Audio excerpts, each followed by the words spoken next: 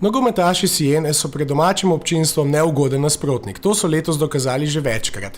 Tokrat je na gostovanje v Sieno prišla Fiorentina po prepotrebne 3 točke v dvoboju z Milanom za 4. mesto. Tekmo pa je v korist Siene odločil Macarone v 80. minuti s temle fantastičnim prostim strelom za končnih Siena 1, Fiorentina 0.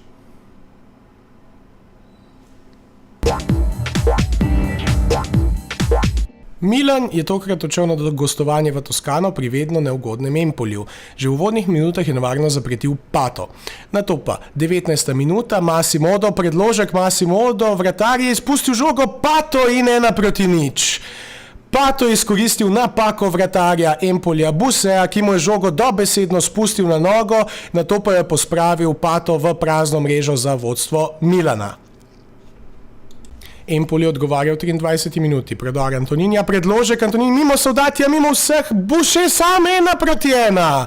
Antonio Buše je izkoristil nepazljivost obrambe Milana, ki je nam povsem pozabila. Predložek je šel tako mimo Soldatija kot branilcev Milana, Buše pa je zadev za 1-1. Empoli je na tekmi iskal vodstvo. Takole napako branilcev Milana izkoristil Marčizo, strel in vratnica. Alberto Marčizo je tako zadev vratnico iz 30 metrov. Milan je v končnici pritisnil na vrata Empolja. Predložek Ambrosini in 2-1. Massimo Ambrosini je tako popeljal Milan v vodstvo z glavo po fantastičnem predložku v zadnjih minutah tekme. 89. minuta, proti napad Milana. Paloski nazaj, žogo nazaj do Kakaja. Kaka v priložnosti, strel Kakaja in 3-1. Kaka je tako Milanu priskrbel 3 točke v 89. minuti, ko z lepim zaključkom proti napada v spodnji vratarjev kot za končnih Empoli 1, Milan 3.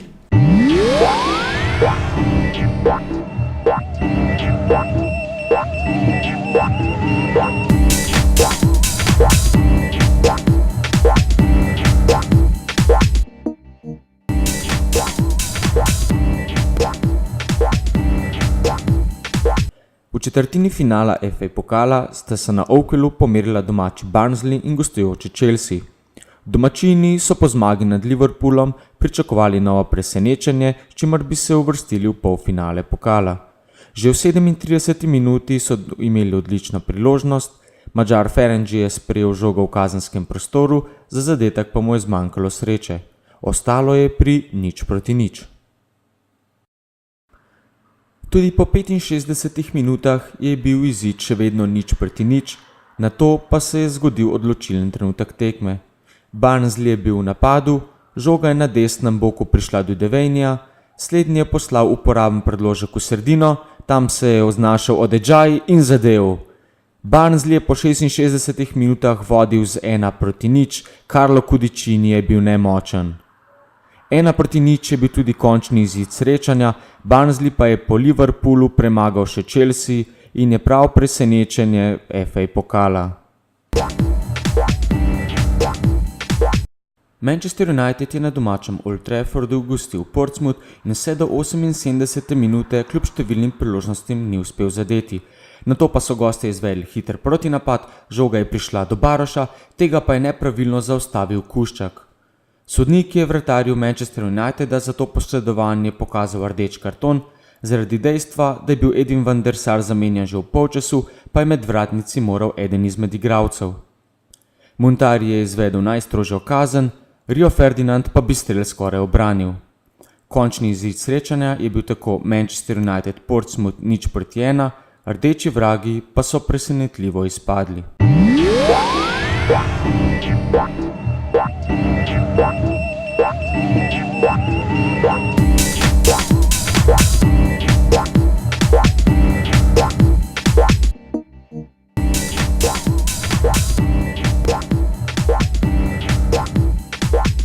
Real Madrid je gostil Espanyol in za slednje je že v 29. minuti takole zadel Lopez.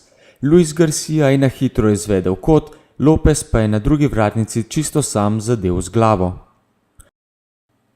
Real Madrid je uspel izenačiti v 42 minuti po golu Higuaina. Akcija se je začela na levi strani, kjer je bil Marcelo, ta je poslal predložek v sredino, Higuain pa je zadel za 1-1. Pri tem izidu je ostalo vse do 71 minute, potem ko je za domače priboril 11-metrovko Raul. Jarke ga je povlekel za dres, sodnik pa je pokazal na belo točko, za nameček pa še rumeni karton. 11-metrovko je izvedel Raul kar sam, vratar Espanjola pa ni uspel ubraniti močnega strela, ki je romal v njegovo levo stran. Končni izid tekme torej Real Madrid Espanjol 2-1.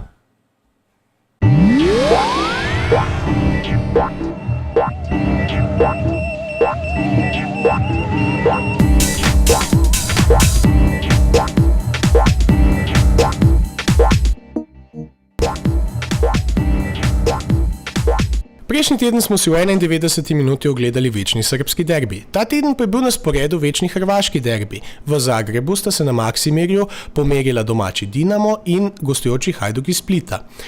Prvi polčas je pred sicer nepričakovano malo številnimi gledalci postregel z bolj zadržano igro, ki pa je vendarle pripeljala do nekaj lepih priložnosti tako na eni kot na drugi strani. Hajduk je svoje priložnosti iskal predvsem pri napakah obrambe Dinama, kot denimo v 30 minuti, ko se je po napaki obrambe ponudila izvrstna priložnost Andriću, Koh pa je odlično posredoval in ohranil vrata Dinama nedotaknjena.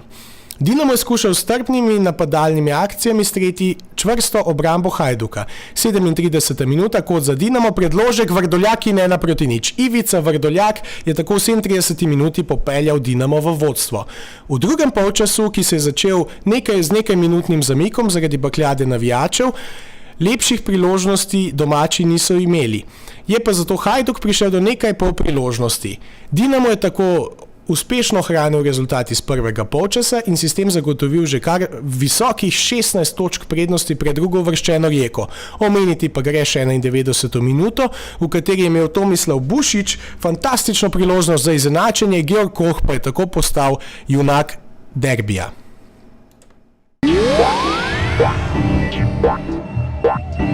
Yeah.